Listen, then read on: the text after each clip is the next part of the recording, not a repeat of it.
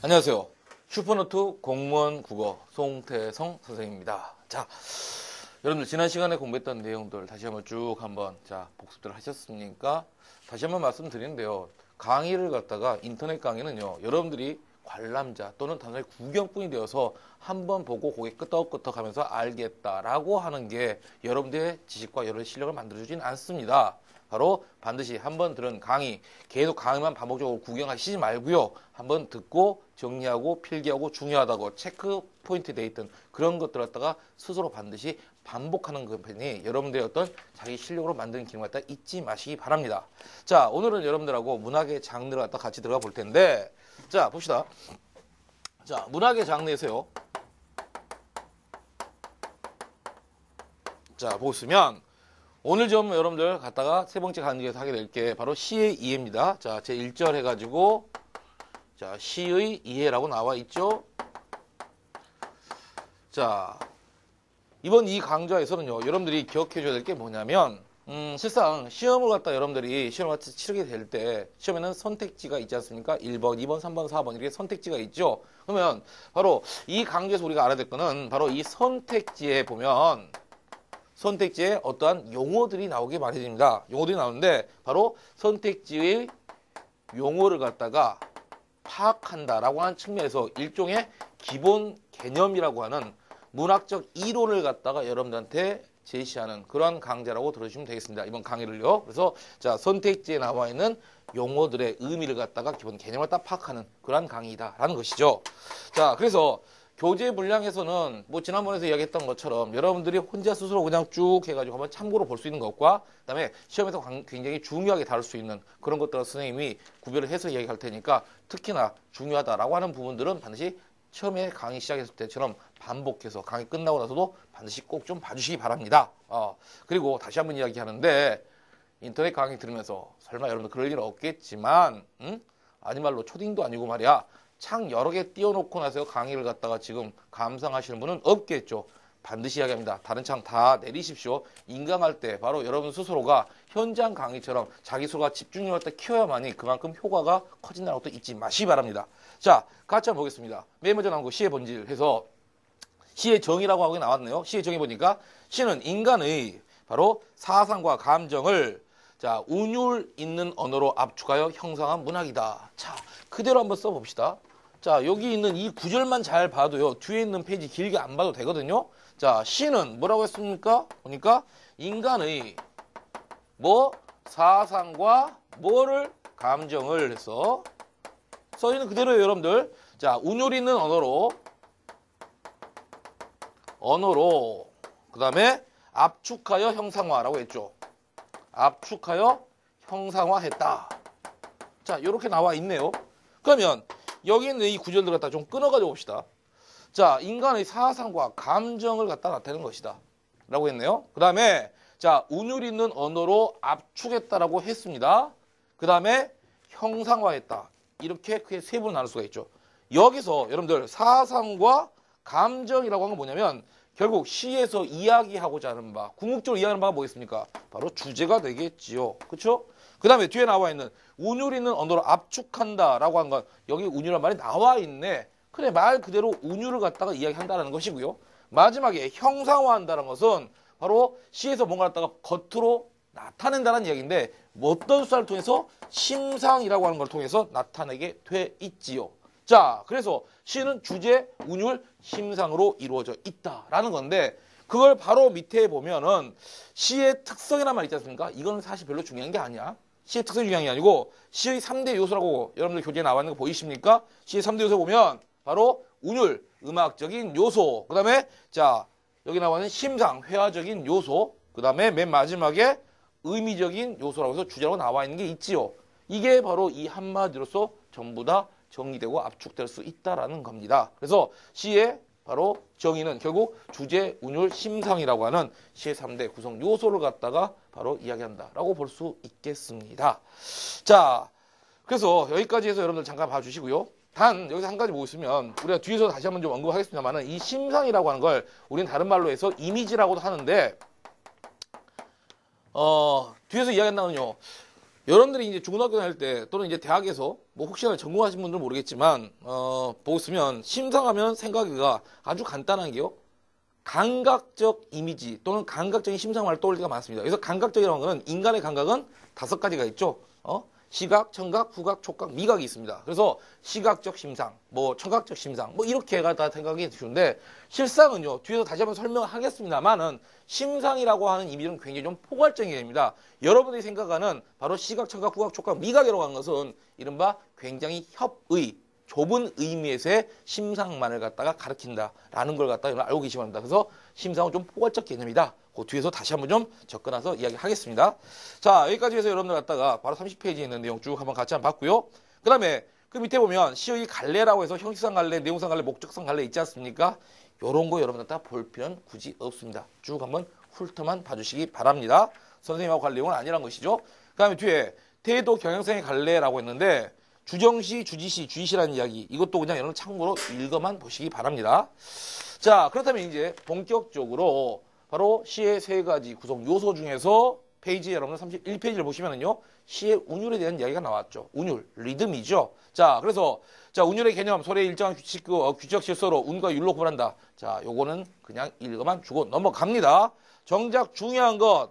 자, 선생님이 좀 판사한 내용을요. 여러분들은 갖다가 교재 내용 중에서 밑줄을 긋거나 표시만 해가지고 여러분 스스로가 마킹만 좀 해주시기 바랍니다. 자, 그래서 운율이라고 하는 거 맨 먼저 지금 하게 될 게 지금 여러분들 운율입니다.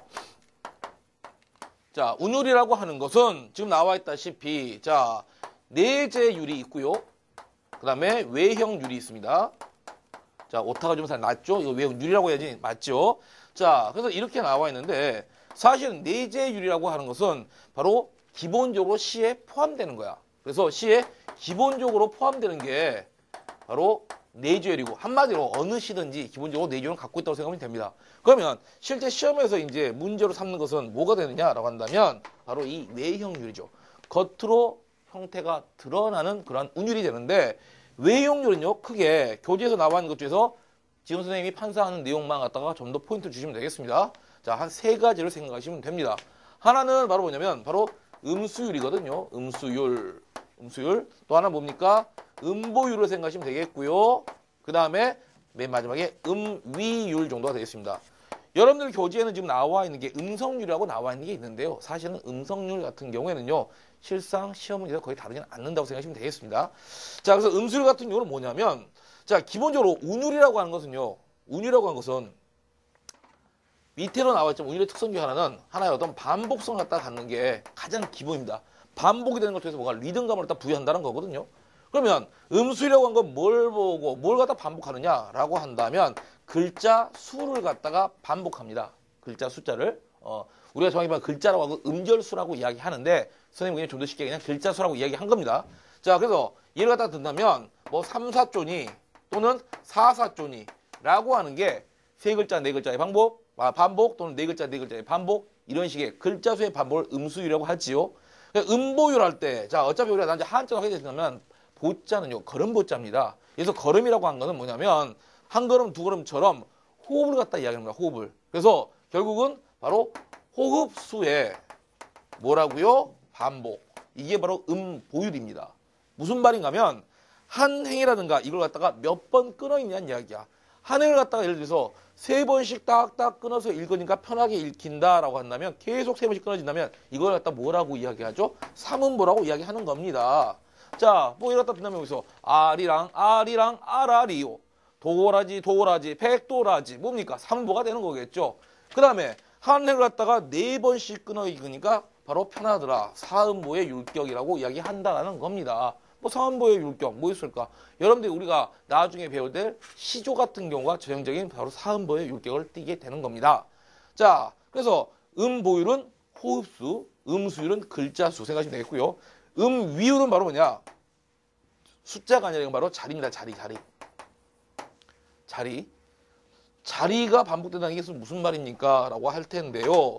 음위율은 다시 음위율만 3가지로 나누어지죠. 나누어지는 게 뭐냐면 첫 번째가 보니까 여러분들 교재에 나왔다시피 두운이 있고요. 그 다음에 요운이 있고요. 가군이 있습니다. 자, 우리말 같은 경우에는요, 명사만 해가지고 했을 때는 70% 이상이 바로 한자가 들어가다 보니까 한자가 결국 우리말 이해에 굉장히 바로 필수적인 요소가 될 수밖에 없는데, 둔이라고 하면 뭘 갖다 말하면 머리 두자를 씁니다. 그래서 시가 보고 있으면 맨 처음 시작할 때 맨 첫머리 있잖아. 이 첫머리에 어떤 특정 글자라든가 자 모음을 갖다가 연속적으로 계속 똑같이 반복을 해주면 이게 머리 두자 둔이 되는 거고요. 요자가 뭐겠습니까? 허리 요자지요. 허리 요자. 자, 시 행주에서 중간에 특정한 바로 중간 부분에 바로 이러한 자 음절 글자라든가 자모음을 해주면 요운이 되는 겁니다. 그 다음에 맨 마지막에 시의 행의 맨 마지막 끝에 구절에다가 이른바 똑같은 글자라든가 자모음을 갖다 반복하게 되면 이거 갖다가 이른바 가군이라고 이야기해서 가군의 효과란 말 여러분들 들어본 적이 있으실 겁니다. 그렇죠? 그래서 여기까지 해서 바로 운율에서는 형태상 내재율과 외형율이 있다. 이렇게 정리할 수 있겠습니다. 자, 그 다음에 그 밑에 보고 있으면 여러분들 운율을 갖다 이루는 요소라고 나와 있죠? 운율을 이루는 요소에는 동음 반복, 똑같은 음을 갖다 반복한다는 이야기입니다. 뭐 바다 파도소리 갖다 이야기할 때 철썩 뭐 이런 식으로 갖다 할 수도 있겠고요. 자, 그 다음에 글자 수를 갖다 반복한다. 동일한 글자 수 반복, 방금 이야기했죠, 음수율. 그 다음에 의성어, 의태의 사용도 물론 들어갈 수 있겠고요. 참고로 보고 있으면 통사적 구조란 말이 나왔죠. 자, 이 통사적 구조라는 말은 여러분들 동사 구조가 무언가를 요것만 개념만 좀 알아둡시다. 만약에 선택지에 통사적 구조가 유사한 통사적 구조가 반복된다. 뭐 이런 말이 선택지에 나왔다고 했을 때 유사한 통사적 구조가 반복? 근데 통사적 구조가 뭐지? 이거 모르면 답을 갖다 못 내린다는 이야기야. 통사적 구조 말은 아주 잘 나오는 그런 표현 중에 하나거든요. 통사적 구조는요, 문장의 짜임, 문장의 구조를 말합니다. 예를 들어서 오늘 또 무엇은 뭐뭐하구나. 근데 또 뒤에 보니까 오늘 또 무엇은 뭐뭐하구나. 무엇은 뭐뭐하구나. 무엇은 뭐뭐하구나. 이러면 뭐가 되겠어? 이른바 문장의 구조가 바로 계속 유사하게 반복이 된다는 얘기가 된다는 것이죠. 무슨 말인지 아시겠습니까? 그래서 통사 구조하고 똑같은 말은 뭐다? 바로 문장 구조를 이야기한다. 문장 구조. 아시겠죠? 동사 구조 이퀄 문장 구조입니다. 자, 여기까지 해서 이제 운율 이야기 좀 해봤고요. 그 다음에 뒤로 넘어가서 시의 표현이라고 하는 것, 이미지에 대한 이야기, 심상 이야기 좀 하시죠. 자, 여러분들 교재, 여러분들은 31페이지 맨 마지막 보고 계시겠죠? 개념, 시를 읽을 때 마음속으로 떠오르는 느낌이나 상, 즉 체험을 바탕으로 감각기관을 통해서 형성된 사물의 감각적인 영상을 말한다라고 해서 일단 여기 밑줄을 그으십시오. 감각기관을 통하여 형성된 사물의 감각적 영상, 밑줄 쫙 긋고요. 이게 협의의 좁은 의미에서 여러분들이 알고 있는 시각, 청각, 후각, 촉각, 미각이라고 하는 인간의 5가지 감각과 관련된 그러한 바로 이미지의 개념이 될 수 있다라는 겁니다. 자, 페이지 넘기시고요. 자, 32페이지에서 보니까 자, 기능이라고 한 거, 딴 거는 별거 중요한 거 없고 기능에서 여러분들 니은에 보면 시적 대상의 구체화란 말이 보이시죠? 시적 대상의 구체화. 여기 밑줄 쫙 긋습니다. 자, 그래서 예를 들어서 시적 대상을 다 구체한다라는 것은 여러분들한테 그냥 하늘이라는 개념이 있다고 합시다. 뭐 하늘 하면은 뭐 하늘? 그런가 보다라고 생각하고 넘어갈 수 있는데 이 하늘이란 말을 갖다가 자, 예를 들어서 하얀 양떼 구름이 여기저기에 펼쳐져 있는 파란 하늘이라고 한다면 바로 흰색이라는 것과 파란 색깔이라는 색깔을 갖다 통해서 하늘의 이미지의 모습보다 좀 더 구체적으로 보여줄 수가 있다라는 겁니다. 무슨 말인지 무슨 말인지 아시겠죠? 이해되십니까? 자, 그래서 시적의 구체화가 그래도 기능 중에서 가장 그래도 중요한 어떤 기능이라고 볼 수가 있겠고요.